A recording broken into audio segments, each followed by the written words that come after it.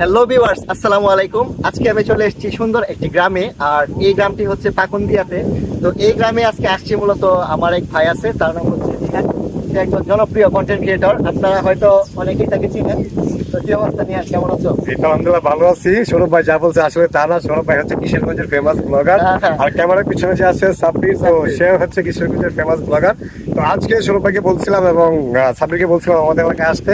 আসার পরে হচ্ছে এই যে ন্যাচারাল পরিবেশ, এগুলাই সৌরভ ভাইকে এবং সাব্বিরকে ঘুরাই দেখাইছি। তো আহামরি গ্রামে তেমন কিছু নাই, আর সৌরভ ভাই হচ্ছে সবসময় ঘোরাঘুরি করে আর কিশোরগঞ্জের যে সুন্দর জায়গাগুলো আছে ওগুলো আপনাদের সামনে তুলে ধরে। তো সৌরভ ভাইকে সবাই বেশি বেশি করে ফলো দিবেন, শেয়ার করবেন। আর কিশোরগঞ্জের যে জায়গাগুলো আছে ওইগুলো যেন সবাই দেখতে পারে, এই জন্য বেশি করে শেয়ার দিতে হবে। আর সৌরভ ভাইকে সাপোর্ট করবেন বেশি বেশি। আর এই যে দেখেন আপনাদের গ্রামের যে বাতাসটা এখন বইতেছে, মানে কি বলবো, এখন অসাধারণ। আপনারা যদি এই জায়গাটার মধ্যে না আসেন বা মানে গ্রামের সাইড গুলাতে না আসেন, তাহলে কিন্তু আপনারা বুঝতে পারবেন না। তো সাব্বির, তুমি একটু বলো তো তোমার কিরকম লাগতেছে? ক্যামেরার পিছনে সাব্বির ছিল। আসলে মানে এই প্রকৃতির মাঝে মানে আমরা যখন আসি তখন কিন্তু আমরা নিজেরাই হারিয়ে যাই। এত বেশি ভালো লাগে প্রকৃতি, মানে কি বলবো, শহরে কিন্তু এই জায়গাগুলো আমরা খুঁজে পাই না সচরাচর। তো আসলে আমার কাছে অনেক বেশি ভালো লাগতেছে।